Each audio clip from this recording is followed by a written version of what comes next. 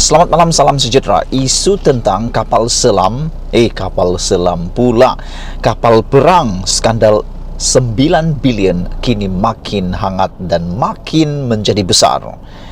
Memang patutlah sebuah siasatan diraja harus ditubuhkan untuk menyiasat siapa dalang dan apakah penyelesaian terbaik kepada isu skandal 9 bilion kapal perang tak siap-siap ini. Dan yang paling mengejutkan hari ini, kali ini yang di Pertuan Agong mula diheret di dalam isu kapal perang ini apabila Parti Bersatu menyerahkan memorandum pada Agong untuk menggesa supaya Agong menubuhkan satu RCI, siasatan diraja bagi menyiasat skandal 9 bilion ini.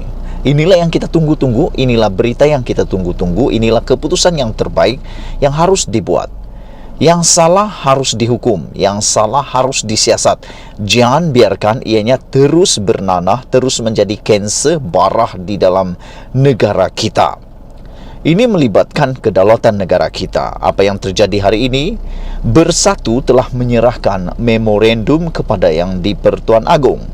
Ini bukan baru mau menyerahkan, tetapi Bersatu telah pun menyerahkan memorandum kepada yang di Pertuan Agong. Kita ucapkan tahniah kepada Parti Bersatu atas keberanian untuk melibatkan yang di Pertuan Agong dalam isu LCS ini.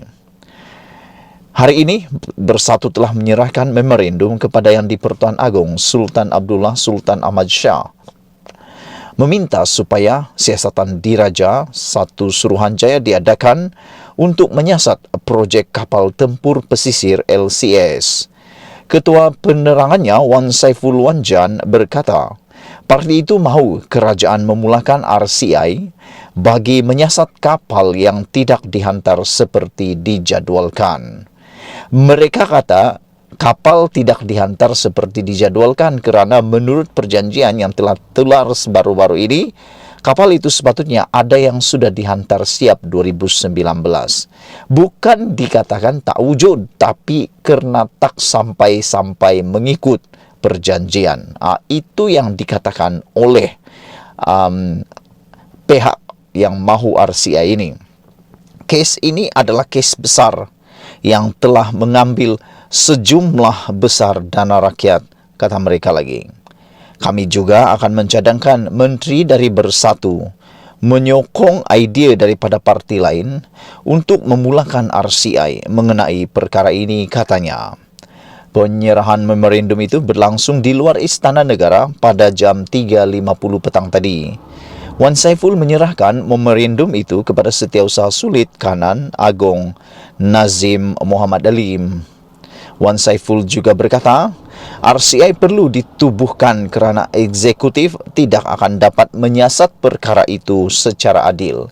Yang ini aku setuju. Kalau bukan RCI yang menyiasat, pasti akan ada berat sebelah. Apalagi kalau ianya melibatkan parti politik, melibatkan pemimpin-pemimpin, sekutu-sekutu, kroni-kroni dan sebagainya. Manalah ikan-ikan bilis ini sanggup nak bagi keputusan melibatkan ikan-ikan jerung, kan? Tapi kalau RCI yang dibuat, siasatan diraja ini bebas di bawah kendalian terus kepada yang di Pertuan Agong. Aku yakin keputusan yang akan diambil, siasatan yang akan dibuat adalah lebih telus, lebih baik berbanding dengan siasatan yang hanya melibatkan parti politik. Yang ini aku setuju.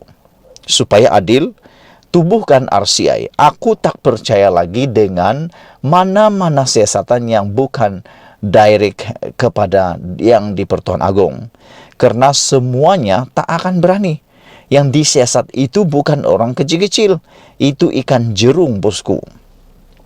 Ini kerana jika kita meminta eksekutif kita sekarang menyiasat perkara ini adalah tidak bermoral kerana kebanyakan nama dalam laporan jawatan kuasa kira-kira wang negara PAC mengenai LCS adalah orang yang mempunyai pengaruh tinggi dalam eksekutif, katanya lagi.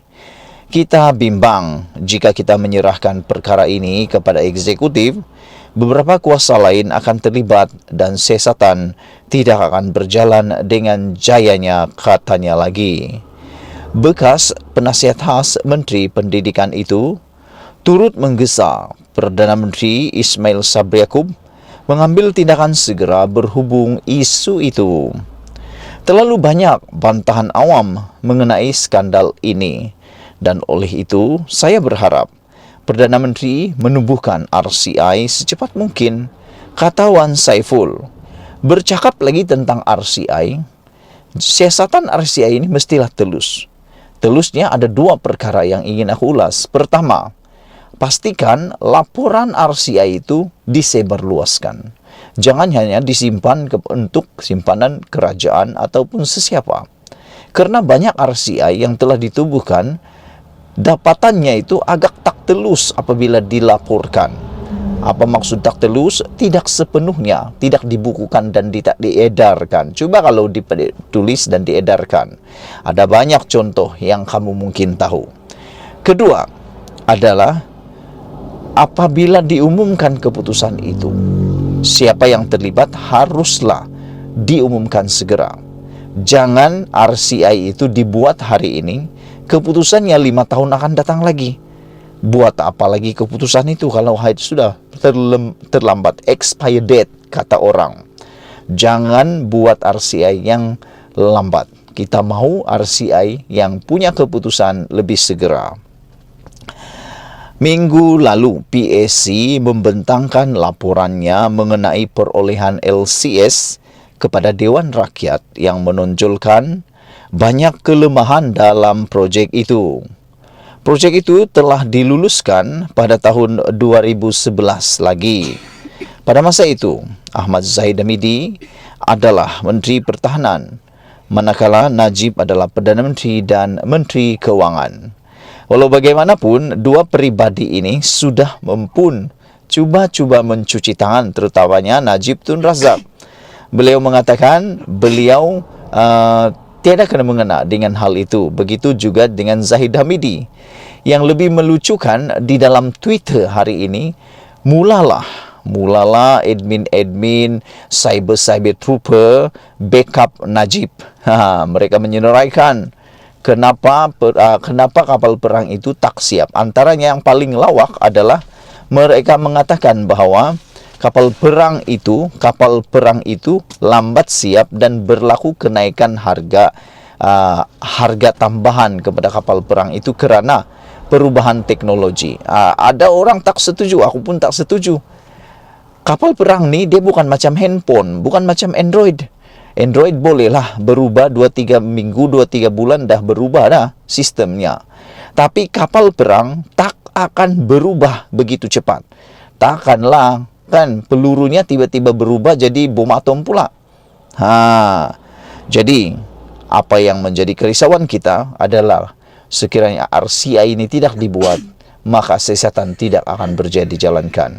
Aku setuju RCI dijalankan dan mohon kepada Yang Duli Yang Maha Mulia yang di Pertuan Agung agar dapat mempertimbangkan memorandum bersatu ini untuk membuat atau menubuhkan RCI bagi menyiasat LCS ini. Malaysia kita punya, kita jaga sama-sama cintai Malaysiaku. Kita jumpa lagi. Bye-bye.